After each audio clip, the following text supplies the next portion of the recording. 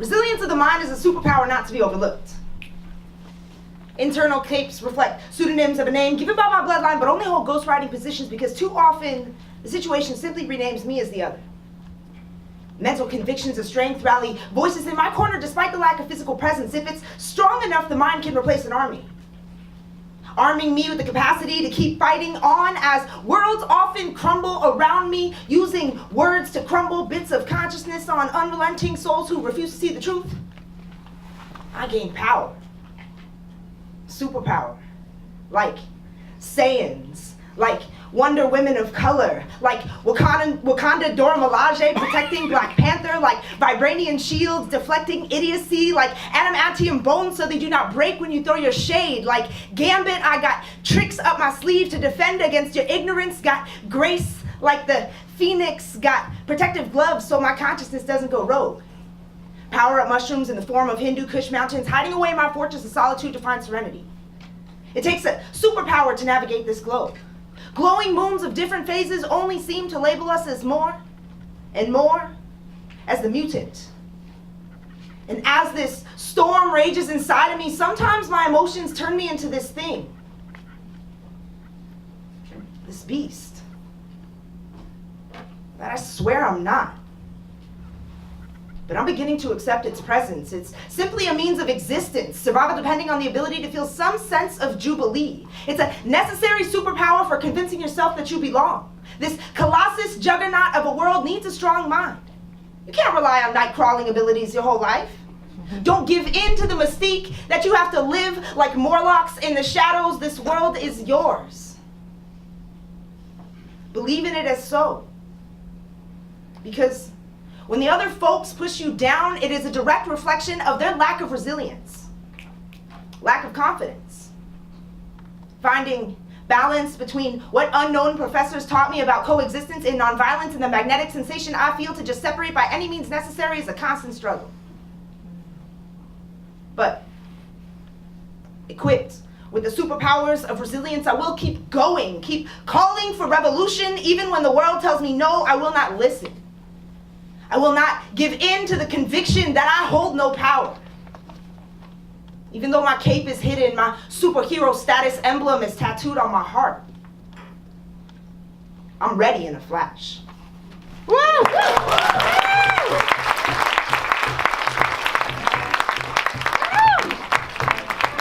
She walked, knowing they would question intentions, driven into mass distraction and deception.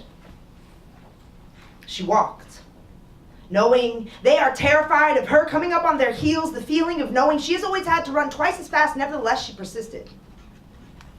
She walked, knowing her body, her very existence is perceived as a threat, knowing that her indigenous skin has had to justify its claim to be deserving of a home. Colonized, displaced, but still rooted in ancestral soil.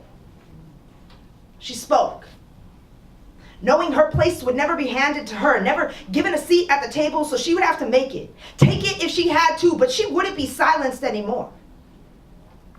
She spoke, knowing others would have to stop speaking for her, claiming stories instead of speaking truths, because since the youth, those in power have chosen to fabricate narratives, and she's tired of seeing her community be erased before her eyes. She spoke, knowing so many have been silenced. A moment of silence.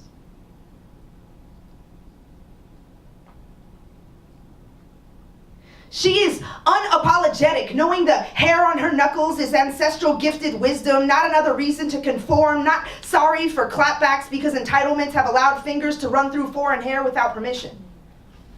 She's unapologetic. Disappointed but not surprised, knowing that in 2018, 34 unarmed people have already been murdered by the police. That white supremacy is on the rise from shadows behind familiar faces. She is unapologetic because she's tired of having to apologize. They are tired of having to apologize. They are unapologetic, knowing pronouns are trivial until abusive. That a woman is not defined by genitalia. Unapologetic, knowing that binaries are for the past, and in order to preserve the future, dignity and humanity should not be treated as a privileged present. Compassion is not a gift, nor can it be plagiarized. She knew even if she had to do it alone, she would. She would sing when others would say silence. Music of resiliency would find sanity and speak when she had no voice. Calling her to decide between justice and love, between any means necessary and complacency, but what the ignorant always fail to recognize is that the most romantic are always the most revolutionary. Thanks, y'all. I really appreciate it.